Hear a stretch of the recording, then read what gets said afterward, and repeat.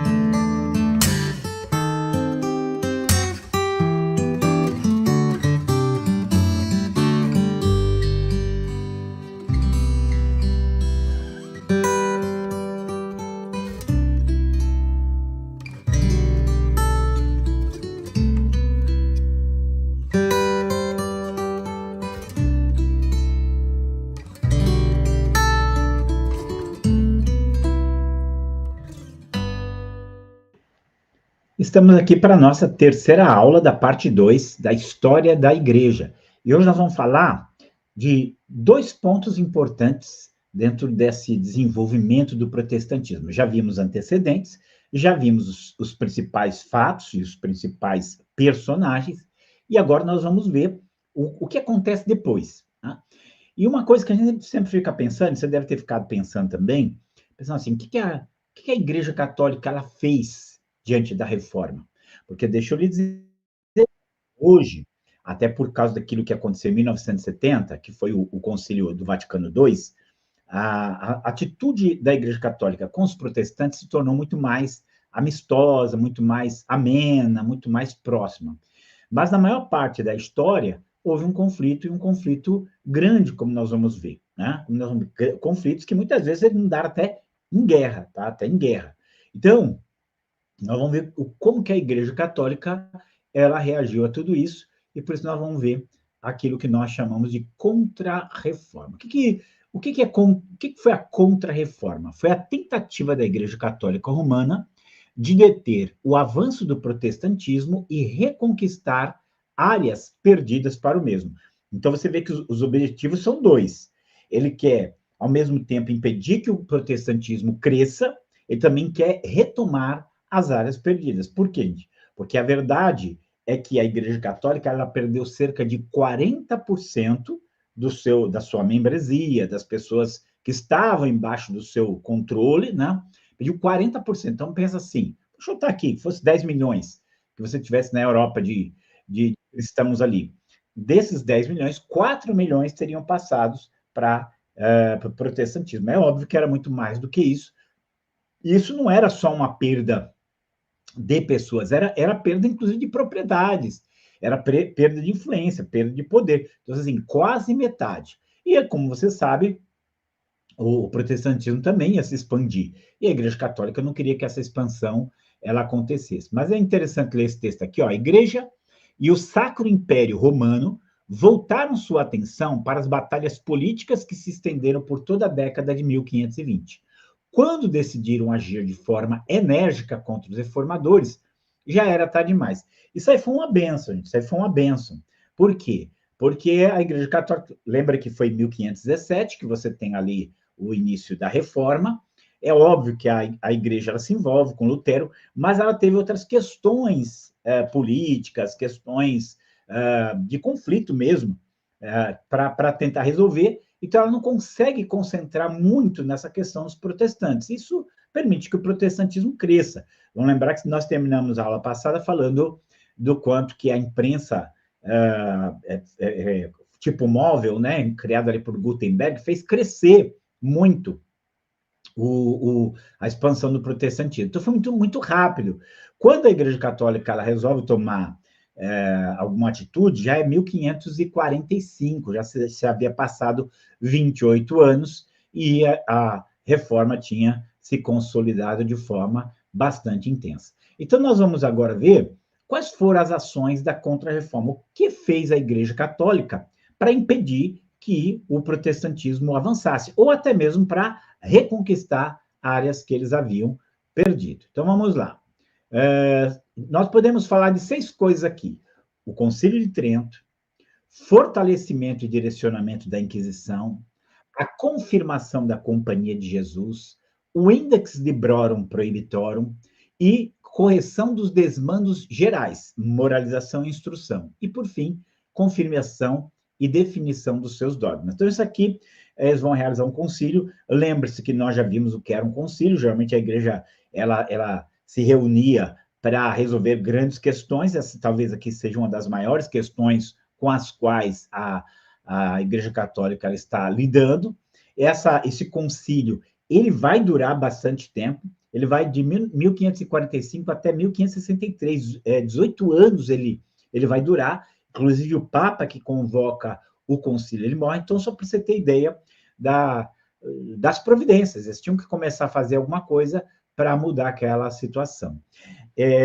Bom, nós vamos chegar lá, tem algumas coisas interessantes da gente pensar aqui, tá? Mas vamos lá, começando com o Concílio de Trento, está aqui, Concílio de Trento realizado entre 1545 e 1563, foi o 19º Concílio da Igreja Católica, convocada pelo Papa Paulo III para combater a reforma protestante e realizar uma reforma dentro da própria Igreja Católica. Por isso é denominado como o Concílio da Contra-Reforma, e foi realizado na cidade de Trento, na Itália. Então, eu queria só chamar a atenção em alguns pontos aqui, porque vocês lembram bem que havia, antecipadamente a reforma protestante, havia um clamor por reforma. Muita gente estava vendo. Deixa eu lhe falar, tinha muita gente boa ali dentro da Igreja Católica, tinha pessoas piedosas. Vocês sabem que na França, inclusive, tem os huguenotes que nós vimos, e ali o protestantismo cresceu muito. Por quê?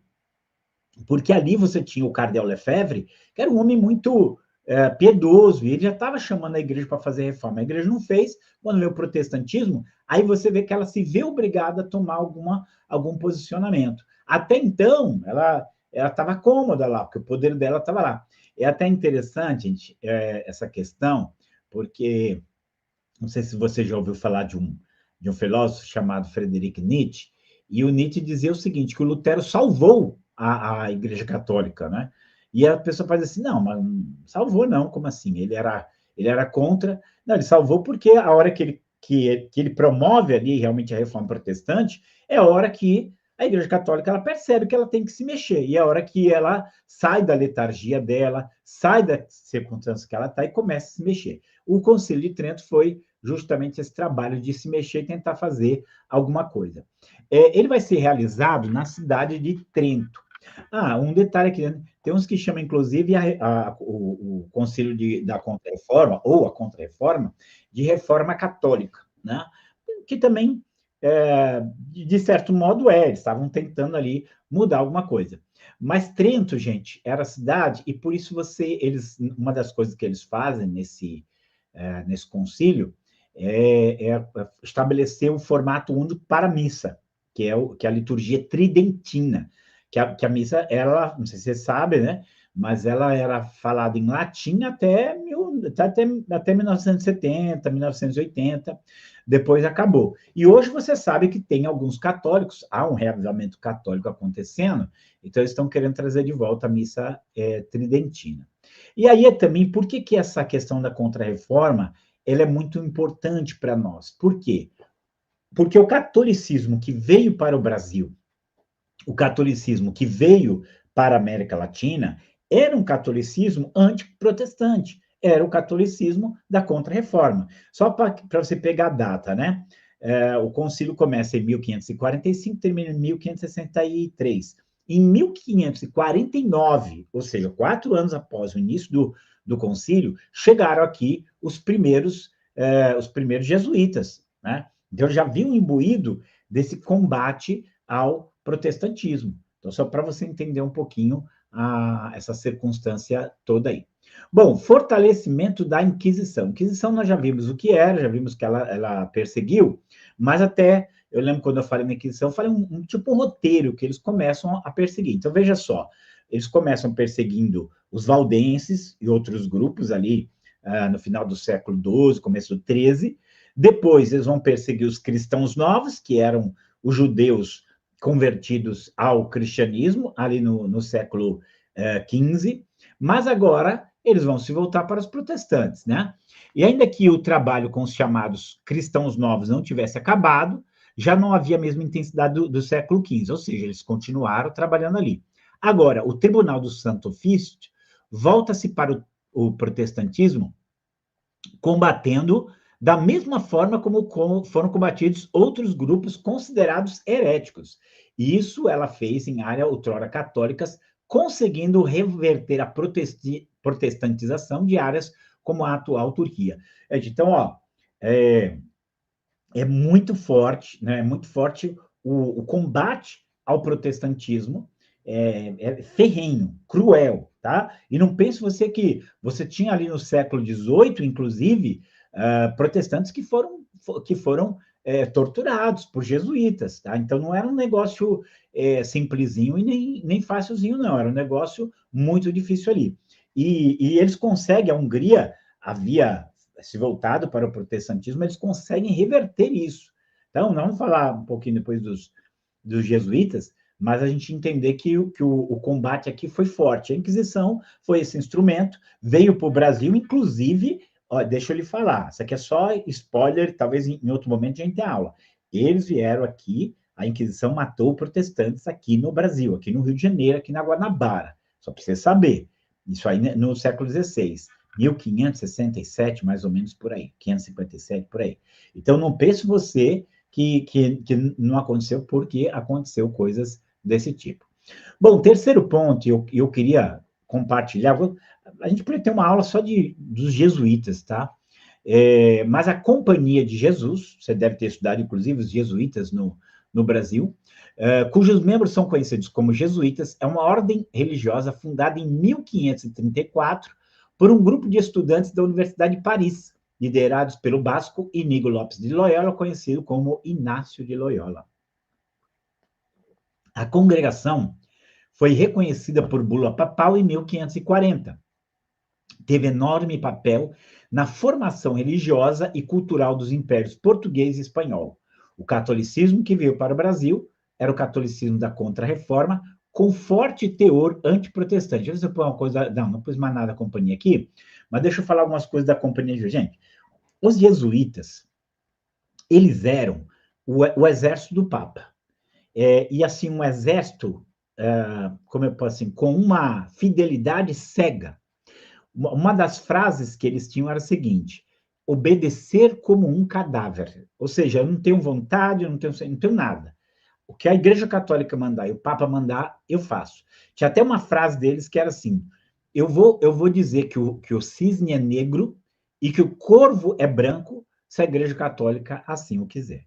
Então, eu estava disposto a qualquer coisa para combater os protestantes. Se você assistiu o filme que eu indiquei na última aula, o filme da Elizabeth Era de Ouro, você vai ver lá a conspiração dos jesuítas para derrubar a Elizabeth do trono, para se apossar do trono da Inglaterra, que foi uma conspiração ali de origem jesuíta, tá?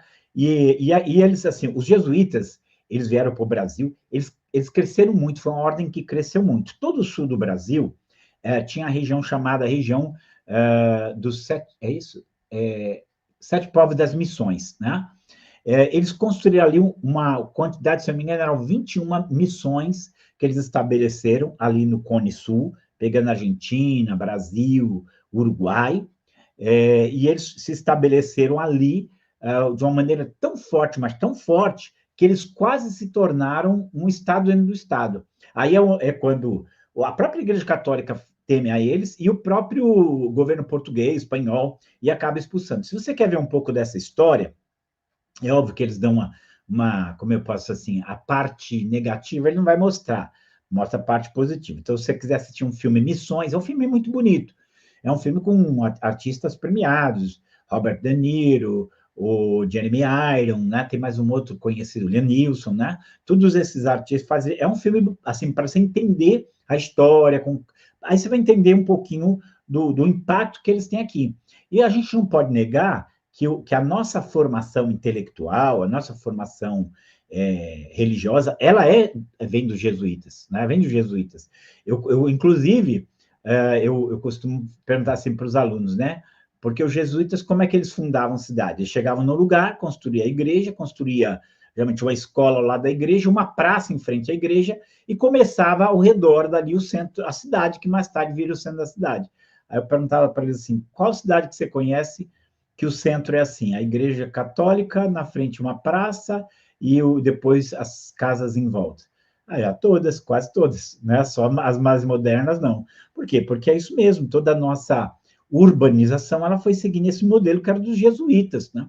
Outro ponto que eu acho interessante, que a gente não pensar nisso, os jesuítas, eles eram muito mariólatras, né? Eles tinham uma devoção por Maria muito exagerada. Inclusive, algumas outras ordens, alguns grupos católicos, eles diziam assim que a religião do jesuíta não era cristianismo, era marianismo. Eles mesmos falavam isso. E eles trouxeram isso para a América Latina. Por isso que você tem, na América Latina, esse culto a Maria muito forte, não é um culto fraco, não. É um culto muito forte. Então, para a gente ter, ó, se você for ver, toda a cultura brasileira que se forma aqui no século XVI, XVII, os jesuítas estão na frente. Os jesuítas, eles tinham uma questão da educação, né? O jesuíta, ele focava muito na educação das elites, dava uma boa educação para as elites, porque a partir das elites ele conseguia controlar o país. Diferente do protestantismo, que sempre teve uma educação geral, até porque, como o protestantismo ele se sustenta a partir das escrituras, da Bíblia, então, para ele gostaria que todo mundo lesse a Bíblia. Então, os países, isso aqui é história, tá, gente? Isso aqui não é brasa para nossa sardinha. Os protestantes sempre incentivaram mais a educação geral do que os católicos, tá? E aí, em 1740, você tem uma mudança muito grande no mundo, você tem aí os chamados déspotas esclarecidos, e vem para o Brasil o Marquês de Pombal, que é quando eles expulsam os jesuítas. Inclusive, no filme A Missão, você vai ver um pouquinho disso, né? E não só expulsa os jesuítas, como também toma da mão dos jesuítas a educação. Não, a educação não era ruim, não, era uma educação, inclusive, muito bem elaborada. Eles foram, os jesuítas, eles foram grandes educadores. Inclusive, quando eles eles retomam a Hungria e começa a Guerra dos 30 Anos, que a gente vai ver depois, eles fazem isso por quê? Porque eles chegam pro imperador e pedem, não, eu quero educar seu filho. E eles educam mesmo, eles dão uma educação de primeira ali. Mas nisso já incute toda a visão católica ali. Então, os jesuítas, eles formaram muito da nossa cultura, nós não temos como negar isso. E talvez muita coisa a gente ainda tenha na nossa visão de mundo, comportamento, que tem, de alguma maneira, ali uma ligação com os jesuítas, né? Então, nós já tivemos aí, fez o Concílio de Trento, a Inquisição, os jesuítas, e o próximo item da lista aqui, gente, pode parecer até que não... parece uma coisa simples, mas isso aqui foi muito forte, que é o Index Librorum Prohibitorum. Quando você vê assim, Index Librorum Prohibitorum, né? Parece um negócio assim de outro mundo, mas é apenas que significa Index Librorum Prohibitorum. Lista de livros proibidos. É isso que é o Index Librorum Prohibitorum. Então, o catolicismo faz uma lista de livros proibidos, e isso vai ter um impacto muito grande na cultura dos países, tá? Até vou falar aqui mais uma. A afirmação histórica que eu vou fazer, ela foi feita por um historiador, sociólogo historiador, que é católico, tá? Mas ele fala assim que por causa desse Index Librorum Prohibitorum e de outras atitudes que a Igreja Católica ela toma, os países protestantes eles se desenvolveram muito mais, porque isso trouxe atraso. Então, vamos só ler aqui o texto, né? Lê comigo aqui. O objetivo do Index Librorum Prohibitorum, inicialmente, era reagir contra o avanço do protestantismo, sendo criado em 1559, ficando sob a administração da Inquisição. Essa lista continha os livros ou de obras que se opusessem à doutrina da Igreja Católica e, deste modo, tinha o objetivo de prevenir a corrupção dos fiéis. O índice foi atualizado regularmente até a 32ª edição, em 1948, tendo os livros sido escolhidos pelo Santo Ofício ou pelo Papa.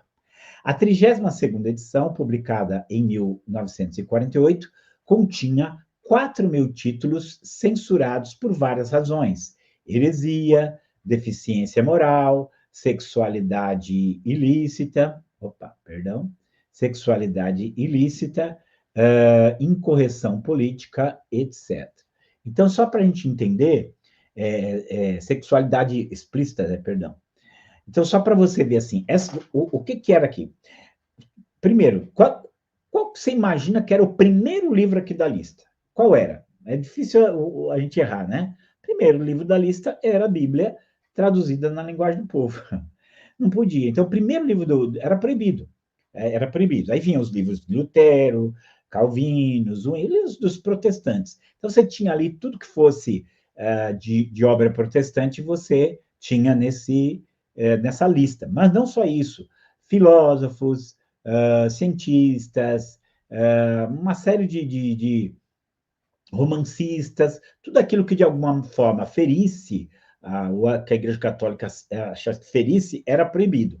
E veja só, hoje, eu sei que a gente olha assim, por exemplo, uma lista dessa, ela não tem nenhum poder hoje, né? Ou tem algum, mas muito fraco, né? Mas naquela época, não, gente, se levava a sério.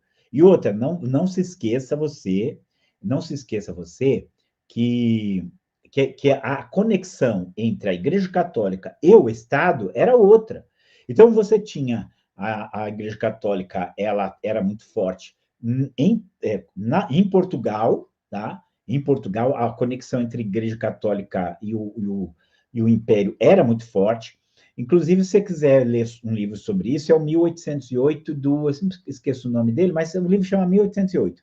Foi best-seller, assim, é um livro muito bom de você ler. Ele fala um pouquinho dessa conexão muito forte entre a Igreja Católica e o Império Português. Mas o Império Espanhol também. Inclusive, no filme da Elizabeth, você vê essa conexão entre o rei da Espanha e a religião católica, era muito forte. Então, quando tinha uma lista dessa, nos países que eles dominavam, e não foram poucos, vamos lembrar aqui que do México até a Argentina, quem dominava aqui era a Espanha, né, com exceção da área do Brasil, que era Portugal. Fora outros lugares do mundo, portugueses e espanhóis ali dominavam.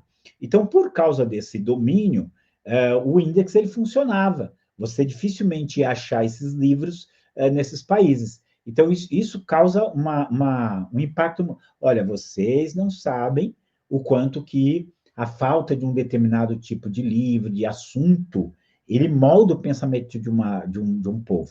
Então, o Index foi uma ferramenta poderosa.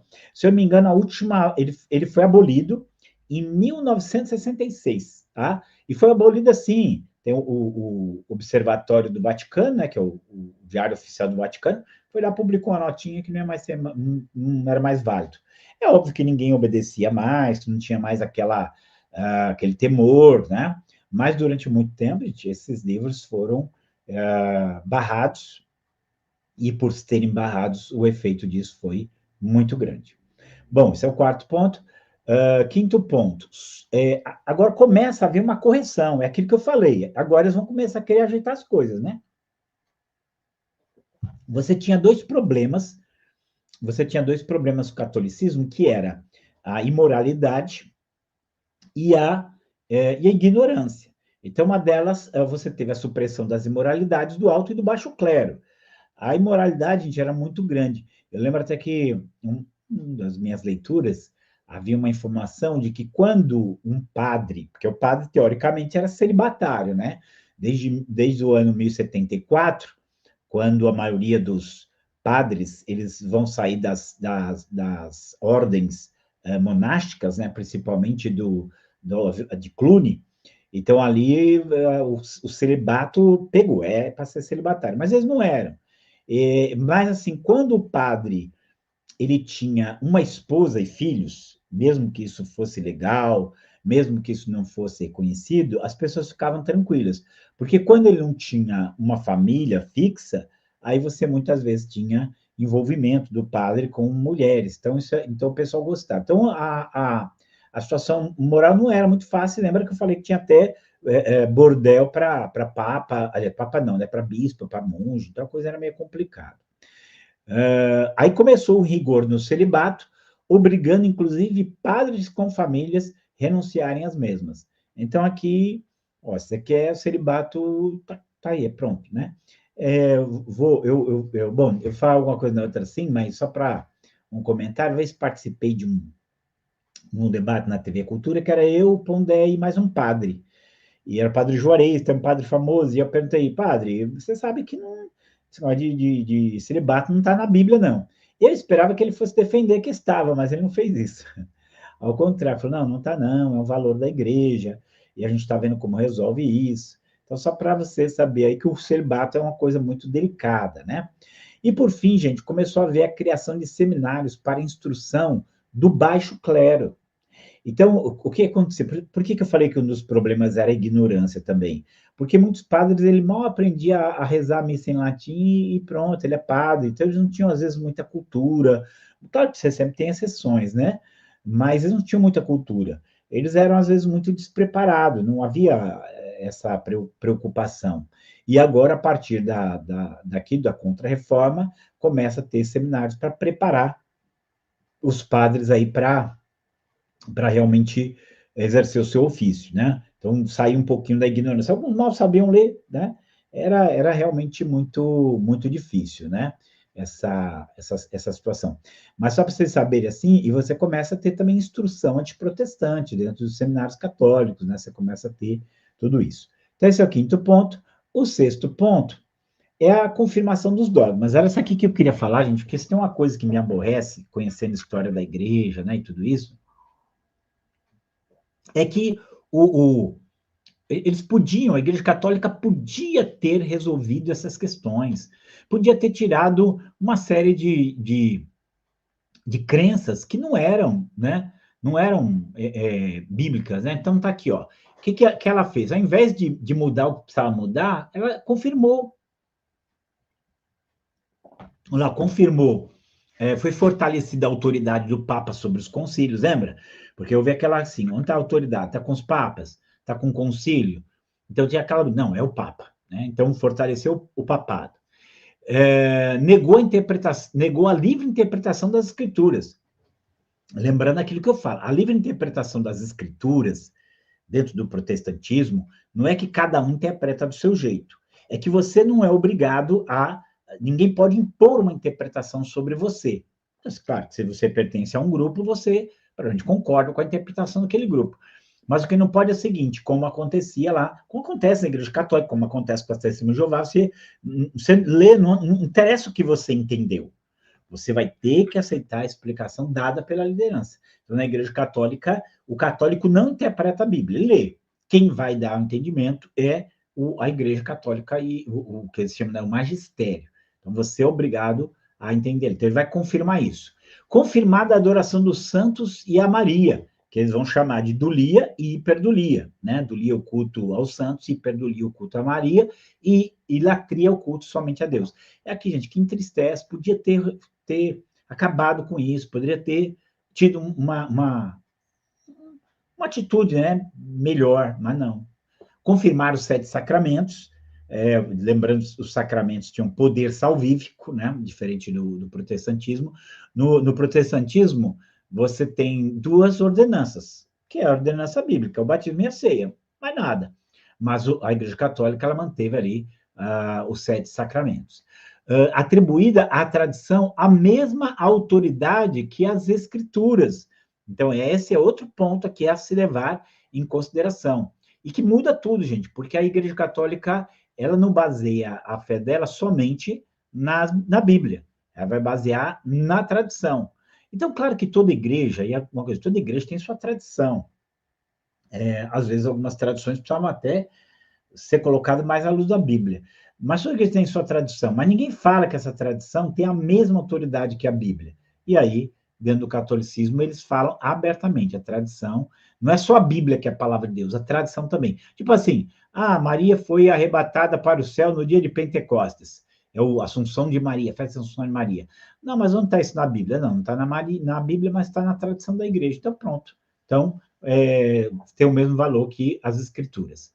A transubstanciação, ela foi confirmada, ou seja, o pão transforma-se no corpo de Cristo e o vinho transforma-se no sangue de Cristo, literalmente. Você está comendo pão, você está comendo corpo, literalmente corpo de Cristo, bebendo literalmente sangue de Cristo.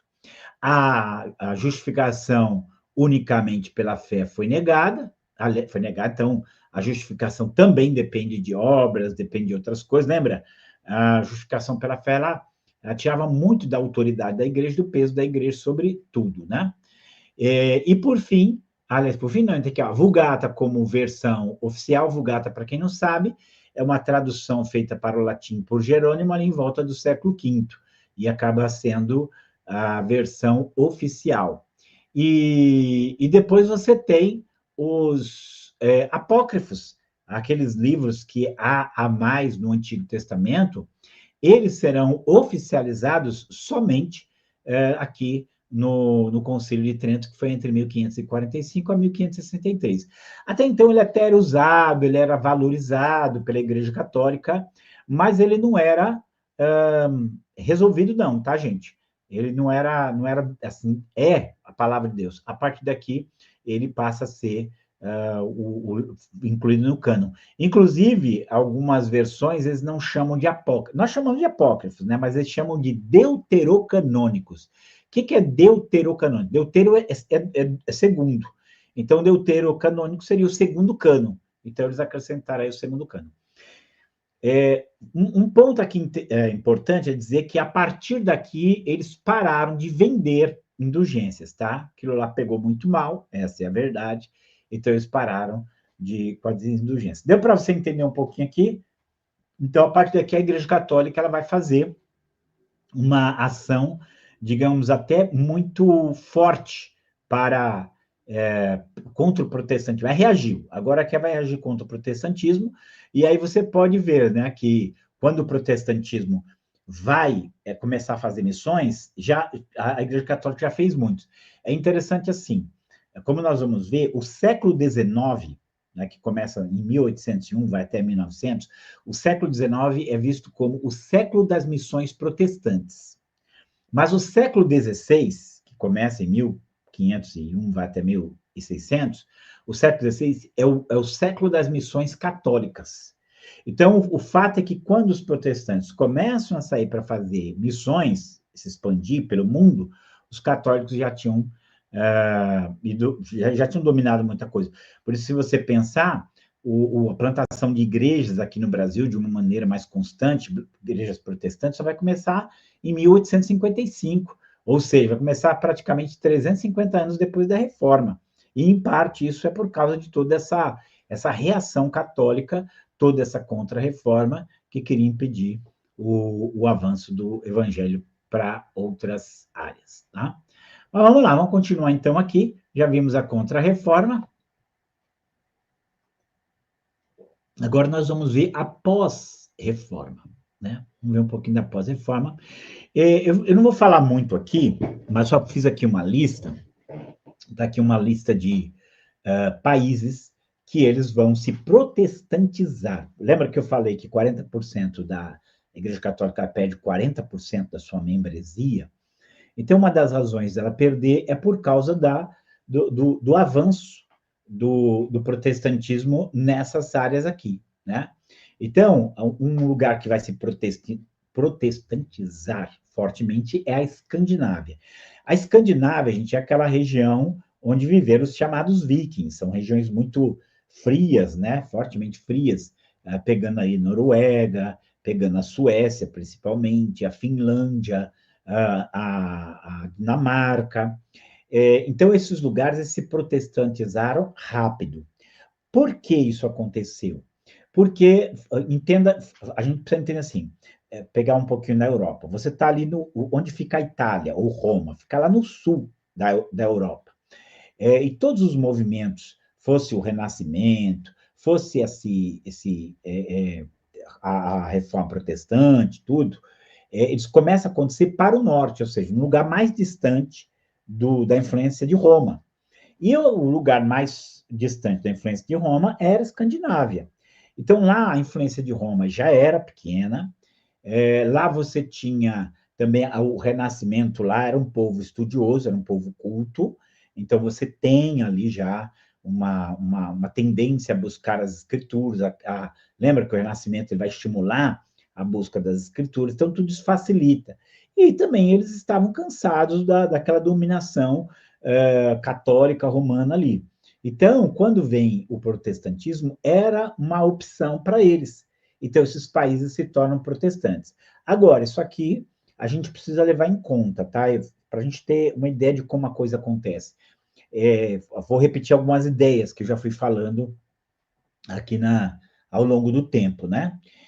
Que, para aquela época, uma fé religiosa, ela não era uma questão individual, ela era uma questão coletiva, e ela era uma questão pública, e ela era uma questão até mesmo política, né? Desde que o Constantino, lá em 313, começou a união entre igreja e Estado, então a coisa ficou assim. Então, quando esses países eles se tornam protestantes, essa é uma decisão do governo. Então, o governo vê aquilo e fala, não, a partir de agora nós vamos nos tornar protestantes. Abandonam os reis mesmo, os governantes mesmo, né? Eles vão e se tornam protestantes. Nisso, não é, assim, essa mudança é óbvio que ela acontece numa rápida, no sentido de agora que não tem mais católico, o catolicismo perdeu suas terras, né? Perdeu seu poder, sua influência ali, mas você também tem um processo. E houve homens e mulheres que se dedicaram a levar o protestantismo, a fé bíblica, para essas nações. Tá? E essas nações realmente abraçaram o protestantismo. Aí você vai assim, mas todo mundo teve uma conversão real? Claro que não, né? É óbvio que não, como também no catolicismo você não tinha conversão real. E lembrando que eram igrejas estatais, aquilo que eu falei, né? Você nasceu na Alemanha, jogou a aguinha na cabeça, era um luteraninho. Nasceu lá na Suíça, dependendo do cantão, jogou uma aguinha na cabeça, era reformadinho. Ou nasceu na Inglaterra, jogava a aguinha na cabeça, ele era um anglicaninho. Então, assim, era assim que funcionava. Também assim foi que vai funcionar, porque a igreja ela fica ligada ao Estado, inclusive até hoje, em muitos desses países da Escandinávia, a igreja é ligada ao Estado, mesmo que as igrejas sejam mortas, mesmo que você tenha absurdos lá dentro, mas a conexão está lá, você paga o imposto, você já dá algo para a igreja, mesmo que ninguém vá na igreja, mas está lá, né? Mas entenda que a fé protestante, né, dessa forma, ela avança ali na Escandinávia, e não pense você que é uma coisa que não teve influência, não. A influência que a Bíblia tinha nessa época era muito grande. Você aprendia a Bíblia na escola, você aprendia o cristianismo na escola.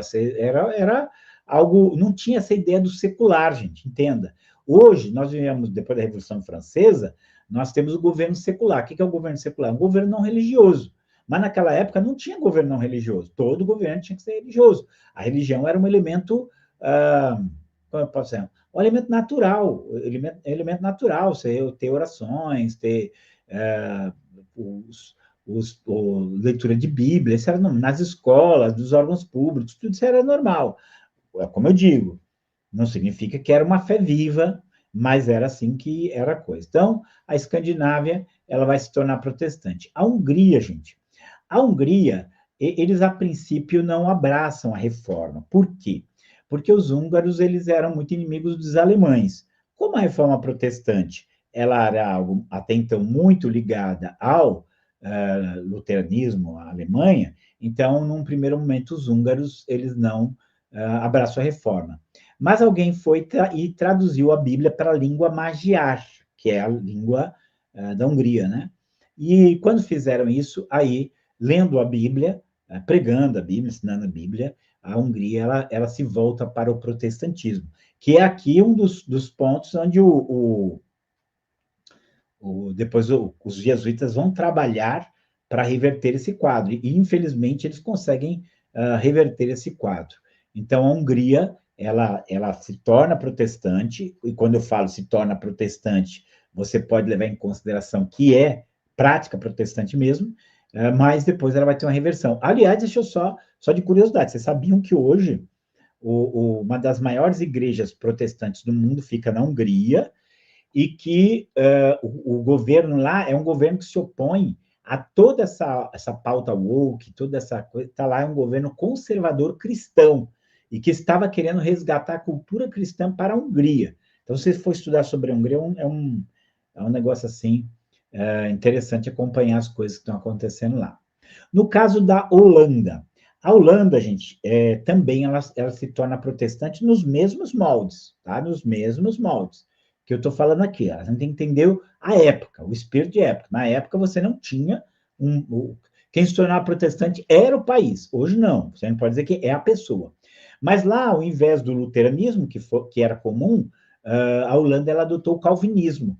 Então, a Holanda ela vai se tornar calvinista, inclusive dentro da história das doutrinas bíblicas, né, da teologia, você tem o Sínodo de Dort, que é um conflito ali entre calvinistas e arminianos, que ocorre lá na Holanda, e o conflito acontece porque era isso mesmo, era a estrutura do país. Mas a Holanda também, o que acontece, gente? A gente fala Holanda, mas todos os países bélgicos, Países Baixos, né? A Bélgica, Luxemburgo. O que acontece? Ali era uma região dominada pela Espanha. E como os espanhóis eram bem, bem catolicizados, né? Então, quase como birra, a Holanda se libertou, lutou contra os espanhóis, se libertou do jugo espanhol, e aí liberta do jugo espanhol, falou assim, não, então nós agora vamos ser protestantes. O protestantismo, até aqui abrindo um parênteses, algo que eu falar lá atrás me fugiu, né? Porque você tem uma versão bíblica protestante chamada Reina Valera. Essa Reina Valera, que é a principal, como se fosse nosso João Ferreira de Almeida, né? E ela foi escrita ali no século XVII, ou seja, no século XVII, comecinho do século XVII, você já tinha uma tradução da Bíblia para o espanhol, coisa que no catolicismo não aconteceria, foram os protestantes que traduziram. Então, a Espanha tinha tudo para se tornar uma nação protestante, mas a Inquisição lá foi forte e não permitiu isso. Mas a Holanda conseguiu se libertar e se tornou reformado, tá? A Igreja Reformada, baseada nos princípios calvinistas, ela abraça o protestantismo, né? Escócia. Aqui nós temos a Escócia. Lembre-se que Escócia, Inglaterra, País de Gales e Irlanda são tudo ali conectado, são afastados do continente, né? Lembre-se que na Inglaterra já tinha acontecido uma ruptura com a Igreja Católica, né, o rei Henrique VIII. Mais tarde, essa igreja anglicana que está sob a ordem do rei, ela vai se protestantizando, primeiro pela influência do Eduardo, que morre logo, depois pela influência de Elizabeth, e aí a influência protestante continua lá. E aí você tem, na Escócia, o trabalho do John Knox. O John Knox, digamos assim, que ele era o Calvino da Escócia. Ele vai para Genebra, lembra que eu falei que Genebra serviu de modelo para muitos, que eles iam lá, aprendiam e levavam para os seus países.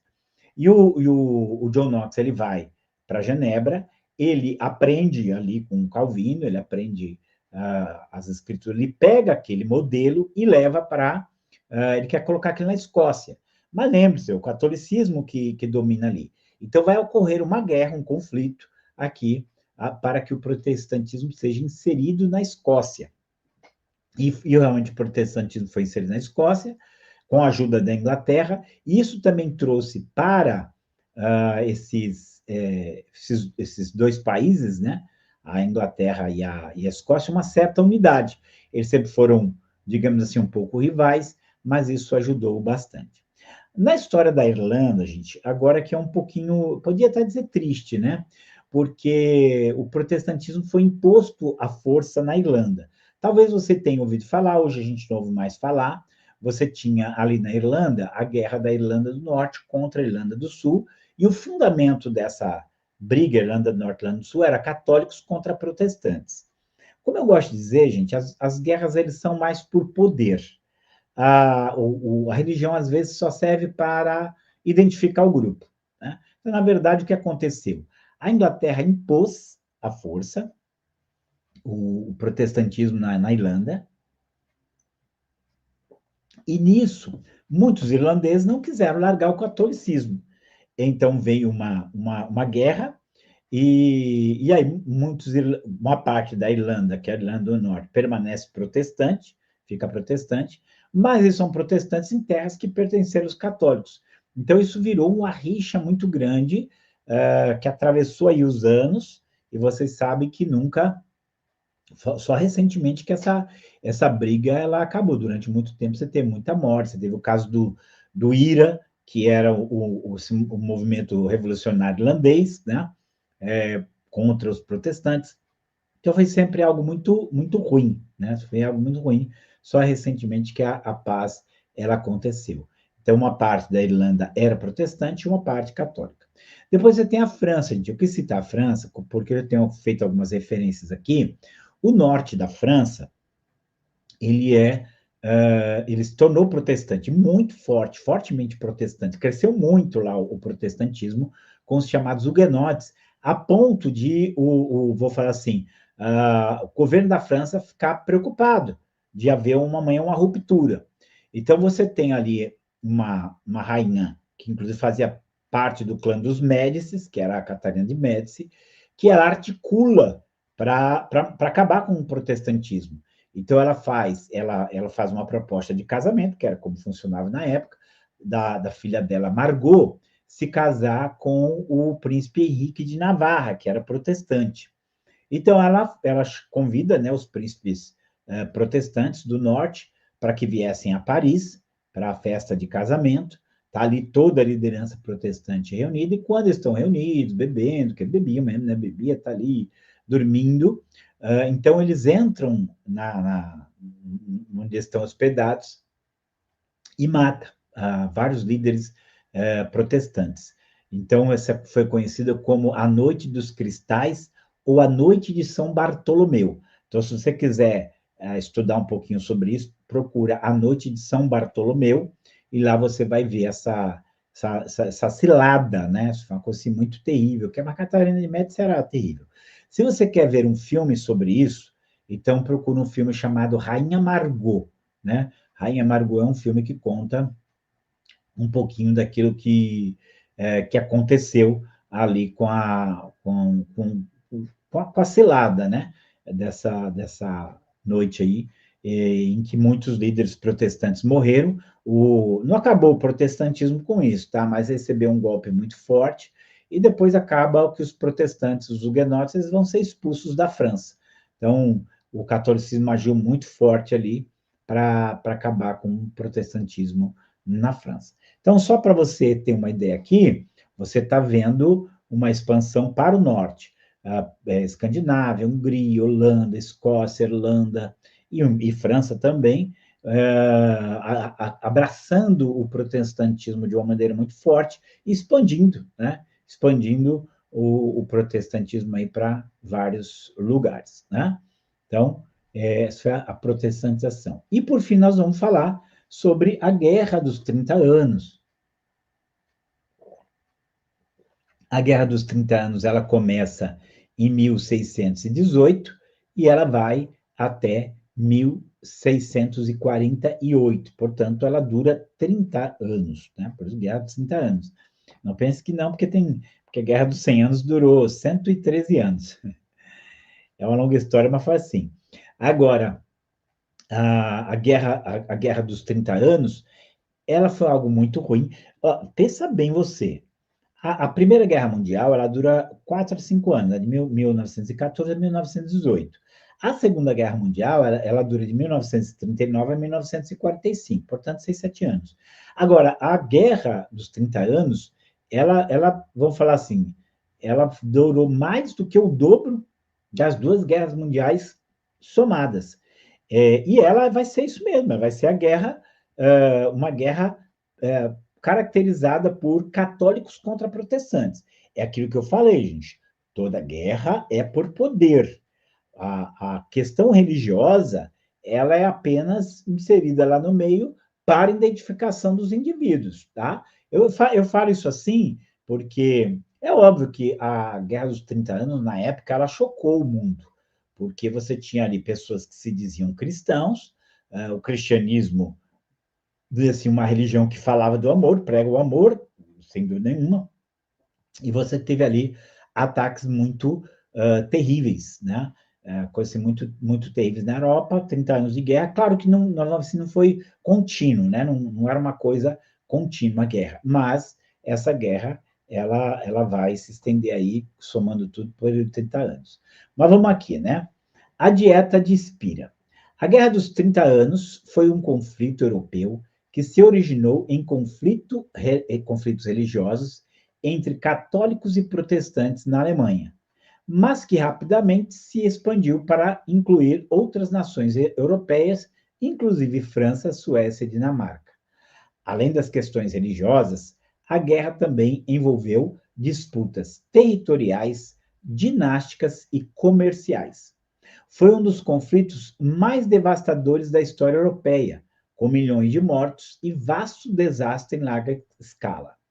A guerra terminou com a assinatura do Tratado de Westfália, que marcou a mudança da ordem política europeia, incluindo a independência da Holanda e da Suíça, o aumento do poder da França e o declínio do poder dos Habsburgos.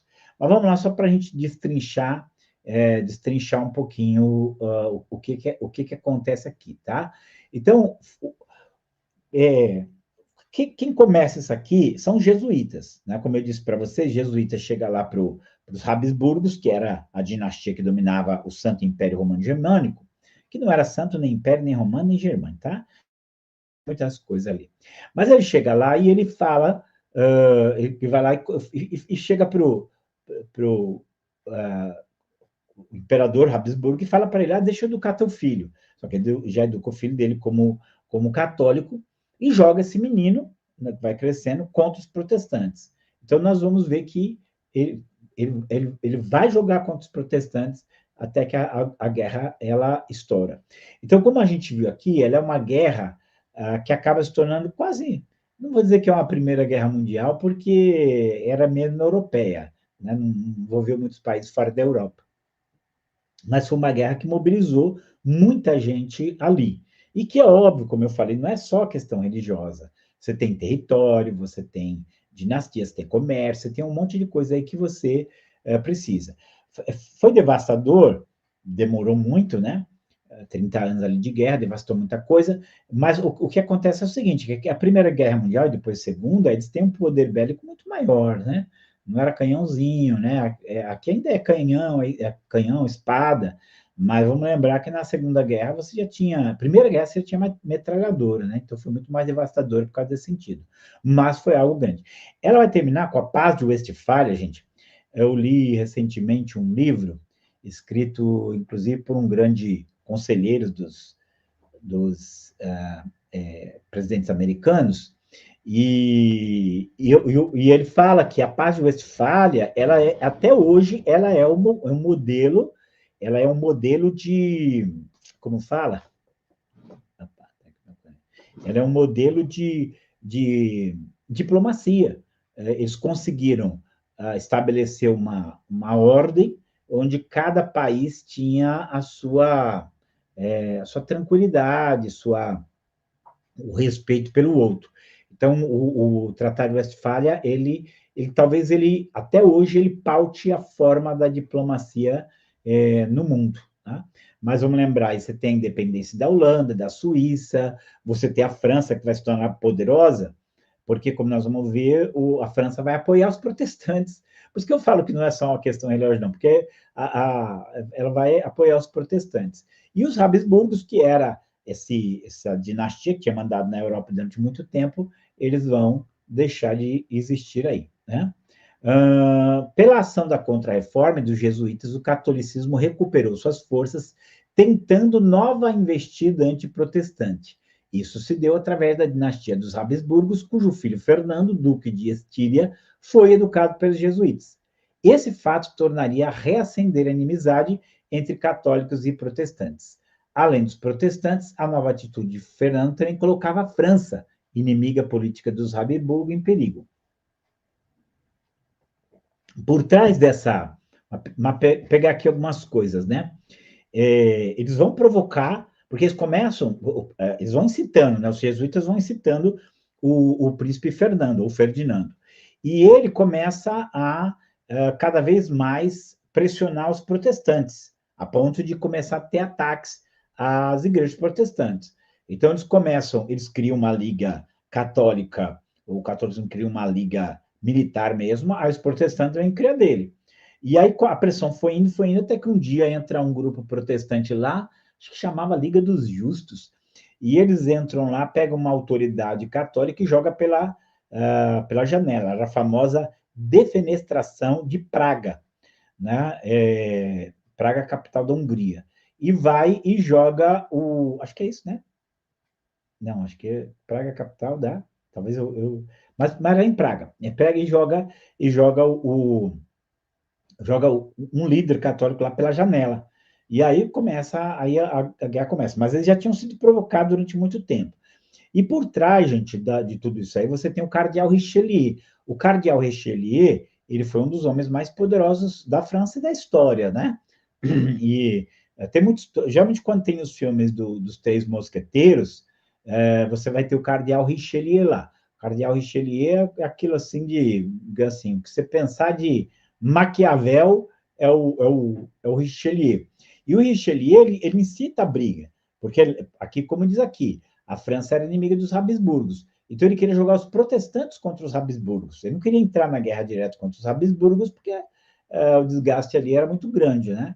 Então ele não queria entrar na guerra direto. Mas o que vai acontecer? Deixa eu ver se eu ponho aqui as fases da guerra. Isso aqui é interessante, né? Deixa eu só aqui, vamos nesse aqui. Na verdade, não houve uma única guerra com um único foco. Foram conflitos diferentes, motivados por ações diferentes, com atores diferentes. O que deu unidade ao conflito foi o fato de haver um lado protestante e um lado católico. Ainda assim, com a entrada da França e o apoio do cardeal Richelieu, era fácil perceber que os motivos políticos predominavam. A França tem uma longa história de conflito com a Igreja Católica e a única desta casa e a união desta com a Casa dos Habsburgos definiu sua participação ao lado dos protestantes em algum momento. Porque, de fato, os protestantes perderam a primeira, foram 4 fases, tá? Então, eles perderam a primeira, perderam a segunda, perderam a terceira, e eles teriam perdido a quarta, se o Richelieu, então, não resolvesse entrar nessa batalha ao lado dos protestantes. Aqui, gente, eu acho que fica muito claro, assim, que, no fundo, a guerra era por poder, porque senão nunca o Richelieu, que era um cardeal católico, nunca entraria a favor dos protestantes, mas ele entra e vai a favor dos protestantes. Quando ele entra a favor dos protestantes, os protestantes ganham a guerra, a quarta tentativa eles ganham. Agora, é óbvio que acabou isso, gente, a Europa estava arrasada, a Europa estava ali no chão, né? E realmente foi uma coisa assim, muito, muito chocante o que aconteceu nesse período todo. Eu diria assim para vocês, a partir dali da paz de Westfália, não houve mais nenhuma guerra aberta e declarada contra do catolicismo contra o protestantismo. Houve, é claro, conspirações, houve tentativas, né? Mas assim, guerra declarada não houve mais, né? Digamos que a partir dali o catolicismo deixou o protestantismo seguir mais em paz, embora não 100%. Ainda vai ter Inquisição, vai ter o combate, mas não bélico desse jeito aqui, porque isso aqui foi uma coisa que acho que até o catolicismo viu que foi uma coisa muito cruel, que não valia a pena. Mas fizeram paz, e isso também permitiu, gente, que o protestantismo se desenvolvesse a partir daí. Como nós vamos ver, depois, uma das razões, talvez porque o protestantismo não fosse tão missionário, é porque ele precisava de força para sobreviver. Ele precisava de paz, ele precisava de tranquilidade, ele precisava não ter que lutar belicamente para garantir sua existência. E quando você tem a paz de Westfália ali, fica tudo mais tranquilo, ele consegue pensar em se expandir também e até mesmo em se fortalecer. Aqui vamos só ver nossa linha do tempo, está aqui, né? 1608 era o início da Guerra dos 30 Anos. E na próxima aula nós já começamos a falar mais.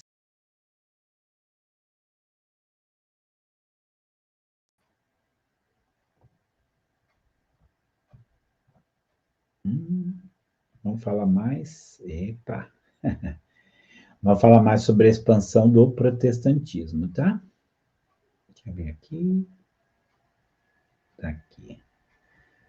Ok. Tá aqui, pronto. Queridos, então terminamos aqui nossa terceira aula de História da Igreja. Em breve, nossa quarta aula, temos aí uma boa caminhada. Deus abençoe vocês e até a próxima aula.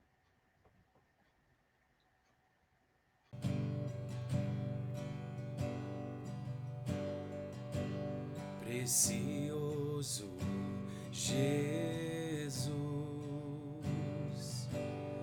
aos teus pés aqui estou.